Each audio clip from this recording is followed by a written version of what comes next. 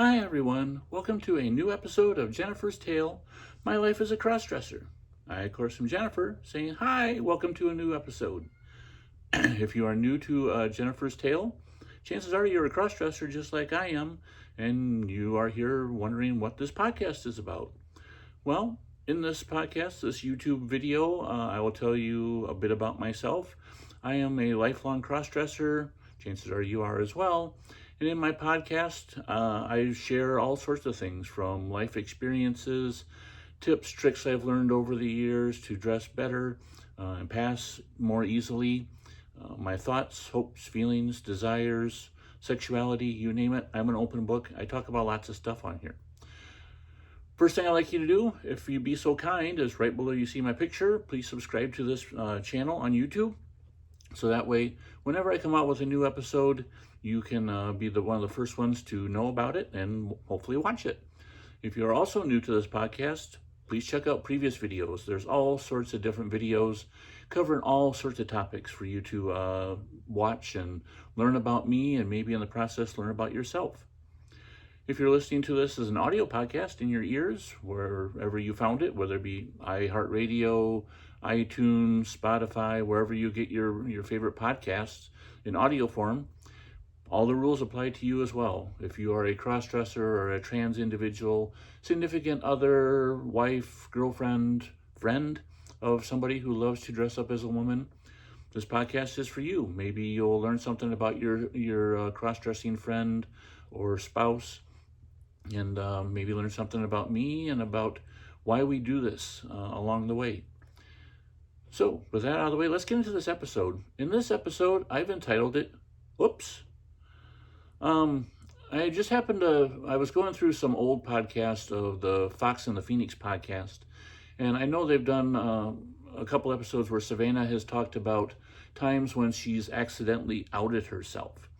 And I happen to think, I don't think I've really talked about times when I've accidentally outed myself. There's been a couple or a few that I think of off the top of my head. I think I might have mentioned one, but I thought, why don't I do a podcast episode about it? So, when you're a cross-dresser, chances are when you're starting out, you are very secretive about being a cross-dresser, being who you are, and you don't want anybody to find out about it. You try to be as secretive as you can.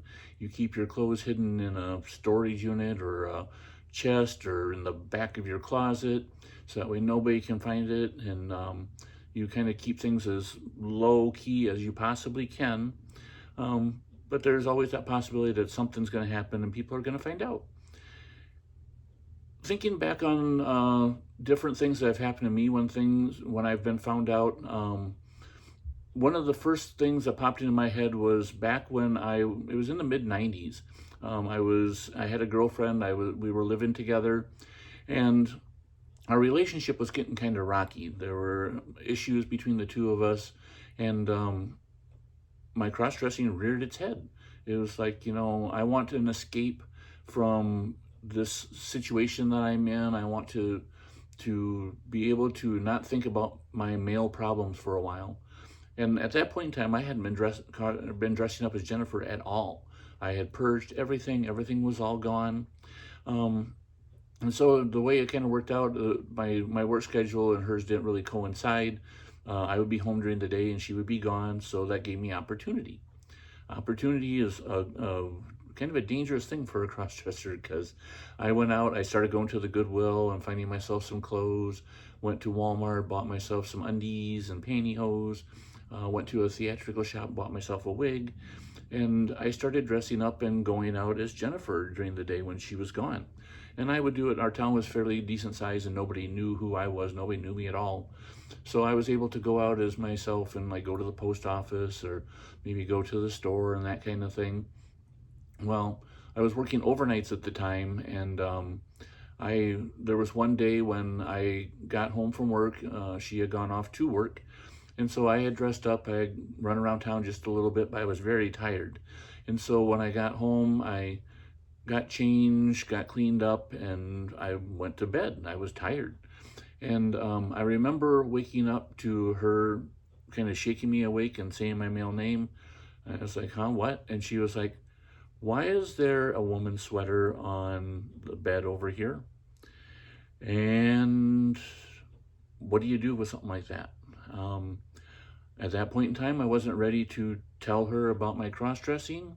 So I was very active with a sci-fi group that did a lot of like theatrical stuff and skits and plays and things like that. So I just said, "Oh, that's a costume that I'm working on for our group, our little acting group." And I don't know if she bought it or not. Like I said, things were kind of rocky with between the two of us. She was just like, "Oh, okay," and just kind of left it at that. Subject was never brought up again. I never mentioned being a crossdresser to her again. We kind of mutually parted ways shortly after that, and that was it. But that was an instance where I kind of got found out because of me being sloppy.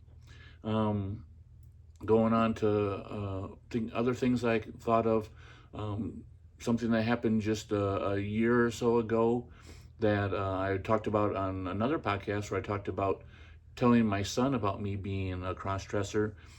I was gone away on business, stayed away, and I had gone out as Jennifer one night, which I did pretty much every single night that I was there. And just to get out, be able to get out and enjoy myself as Jennifer and not have to worry about family obligations or my wife wondering what I was doing, that kind of thing. And I went to the local Walmart and I was looking around and I saw something that I thought my son would be interested in. So I took a snapshot of it with my phone and sent it to him. And it's like, "What do you think of this?" And he responded right away, not saying he liked it, didn't like it. His response was, "Whose shoe is that?" And I happened to look and I didn't even notice, but my shoe, my left foot, was in the picture and you could tell it was a woman's shoe. So what did I do then? What any good crossdresser does? Lie through your teeth. Little white lie. I said there was a woman standing next to me and it was her foot. He was just like, "Oh, okay." Kind of lying, but at the same time, it was my foot. I was a woman standing next to me. So there you go. However, that did lead into other things of me feeling guilty because I had lied to him. And so I ended up telling him, and that was pretty much it. There's been, there's lots of things that happen with us girls that might get us found out. Luckily, I had come out to my wife and told her about my cross-dressing, and like I've always say, she's supportive and understanding, but doesn't want to participate. Well, ever since then, there's been times when we never really talk about my cross-dressing, as far as she never asks what I do when I dress on it, and do something for the day. But there was one time when she came home and she sat down on the couch and she pointed at something on the couch and she was like, "Pick that up."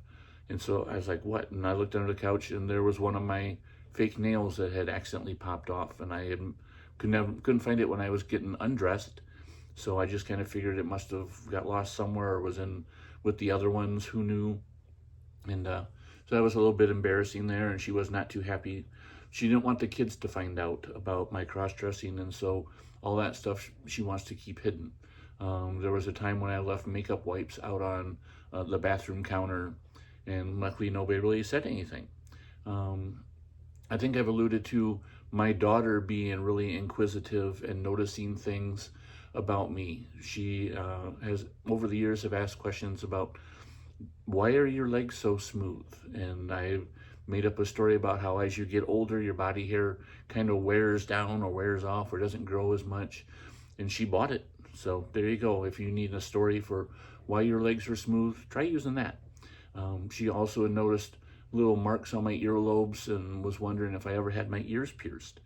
And I was like, "No, I never have." And she's like, "Well, you have little marks on your earlobes." And that was because earlier that day I had put on some clip-on earrings, and wearing them long enough, they had left little marks, little red spots on each earlobe. Got to make up a story of some sort. I just kind of blew that one off and said, "No, I've never done that." And of course now, since then, I've actually told her about my cross-dressing. She seems to be okay with it, doesn't really say anything. I'm curious to see what's going to happen. At some point, I'm sure we're going to go shopping together. She's going to want me to take her shopping for clothes or something, and I don't know if she's going to wonder about me looking at women's clothes, and that's a topic for another time. One final story that I could tell about kind of an oops thing. This wasn't even me being able to cover myself.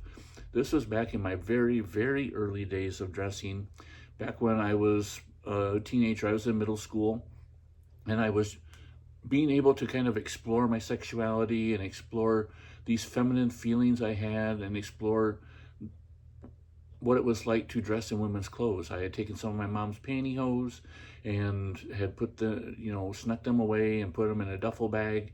And I had one of my mom's bras in there. And I had a dress that I had found from a lady who had given us a whole bunch of just random clothes that she didn't want anymore for my mom primarily, but there was a really kind of a sexy, slinky 70s evening gown dress that I had taken that I could wear. And I think there was a one-piece swimsuit that I had gotten kind of the same way that was in this bag. I had done some writing about how I felt dressing up as a woman. And I had all this stuff in a duffel bag that was hidden under my bed. And I didn't really think anything about it until the one day my sister, she must have had an inkling or something or another, but she liked to snoop anyway, but she found my bag. And I remember her yelling, "Mom, Jeremy likes dressing as a woman." And me totally freaking out because she had found my bag. She grabbed a pair of pantyhose and was taking it down to tell my mom. And I didn't know what to say. I basically just kind of ran out of the house crying. I disappeared for an hour or so, and when I came back, my bag was sitting on the bed, and my mom never said one word to me. And, that's where things kind of got left. So being found out kind of covers the gambit. Sometimes it's going to be where if somebody finds out or figures it out, they're not going to say one word. There's people that might find out about it and are going to be very supportive. And if they figure it out, they might bring up the subject with you. Or maybe there's times when they figure something out or they notice something and you are comfortable enough with them that you can bring up the topic and say, "That is my hairbrush that is on the counter, even though you don't have hardly any hair." And then, that is because I sometimes wear a wig because I like to dress up as a woman. There's all sorts of you're never going to be 100% perfect. There's always going to be times when things happen that you leave things out or stuff gets found out. You just have to kind of make the best of a bad situation and hold your own. Be proud of who you are, first and foremost. Remember, what we are doing in dressing as women is not wrong. Society may ridicule it or look down upon it, but truth be told, we're not doing anything wrong. It's okay to express our femininity, and if people love you deeply enough, they're not going to care about what's on the outside. They're going to care about what's on the inside. So there you have it. There's some moments where I accidentally got found out. I love hearing other people's stories. If you have a funny or interesting story about something that's happened to you, maybe where somebody found out about your stash of feminine clothes, or you left a pair of pantyhose out or something like that, I'd love to hear it. If you're watching this on YouTube, you can always leave a comment right on this video, and I promise I read every comment. I usually respond to every single comment. Love to hear what you have to say. If you're listening to this as an audio, you can leave me a comment. You can go to my Facebook page for this podcast, which is Jennifer's Tale, My Life as a Crossdresser, and comment on this episode. Or you can send me an email at Jennifer's Tale Podcast, that's all one word, at gmail.com. I love to hear stories. I love sharing my stories. I would love to hear other girls' stories as well. So, I hope you enjoyed this episode. I hope you check out previous episodes. And until next time, this is Jennifer saying hugs and kisses. Bye-bye.